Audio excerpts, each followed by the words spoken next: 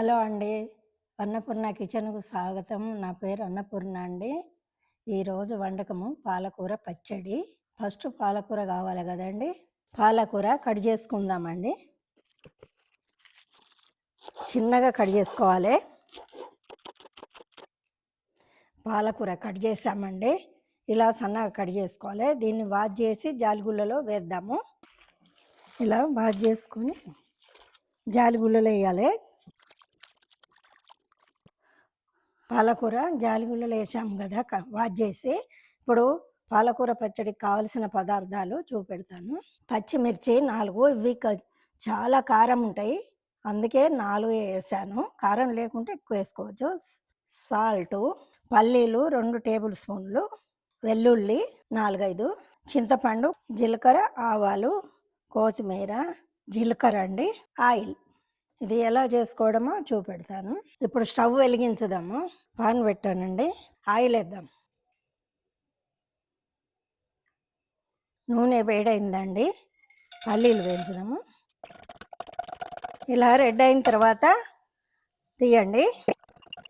ఇప్పుడు పచ్చిమిర్చి ఇలా వేగాలండి. ఇందులోనే పాలకూర వేద్దాము. పడేసినాం కదా పాలకూర, అవి గోలి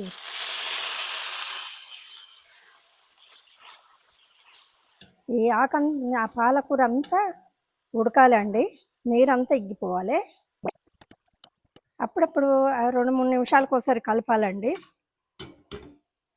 ఇప్పుడు పల్లీలు, మిర్చి వేయించుకున్నాం కదా, ఇందులో సాల్టు అన్నీ వేద్దాము. 1/2 స్పూను సాల్ట్ అండి, వెల్లుల్లి, చింతపండు, జీలకర్ర 1/2 స్పూన్.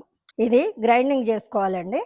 ఇలా 5 నిమిషాలకు ఒకసారి కలుపుతూ ఉండాలండి, లేకుంటే మాడిపోతుంది ఆకు. నీరంతా ఇగ్గింది కదా, ఇంకిపోయింది నీరంతా. స్టవ్ బంద్ చేస్తున్నా. ఇదిగో పల్లీలు, మిర్చి వేయించుకున్నాం కదా, పాలకూర ఉడికింది. ఇప్పుడు గ్రైండింగ్ చేద్దాము. కొంచెం వాటర్ పోయాలండి. వాటర్ పోద్దాం.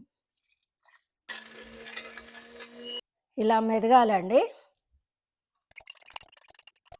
చాలాసేపు పట్టద్దండి, చాలాసేపు అనద్దు. ఒక 2 సార్లు బంద్ చేయండి. కలిసిందా లేదా చూస్తే ఇంకొకసారి అన్న. పాలకూర పచ్చడి గ్రైండింగ్ చేసుకున్నాం. ఇందులో తాలింపు చేద్దామండి. ఇంకో స్టవ్ మీద పాన్ పెట్టాను. ఆయిల్ వేస్తున్నాను. ఆయిల్ వేడైందండి. జీలకర్ర, ఆవాలు 1/2 స్పూన్, కొత్తిమీర వేస్తున్నాను. స్టవ్ బంద్ చేయండి.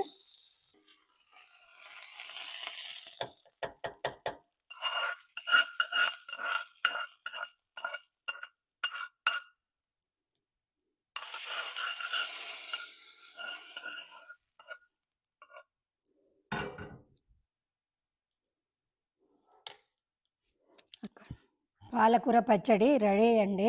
మీరు టేస్ట్ చేసి సాల్ట్ తక్కువ ఉంటే కలుపుకోండి. Tata, bye bye. నెక్స్ట్ వీడియోలో కలుద్దామండి.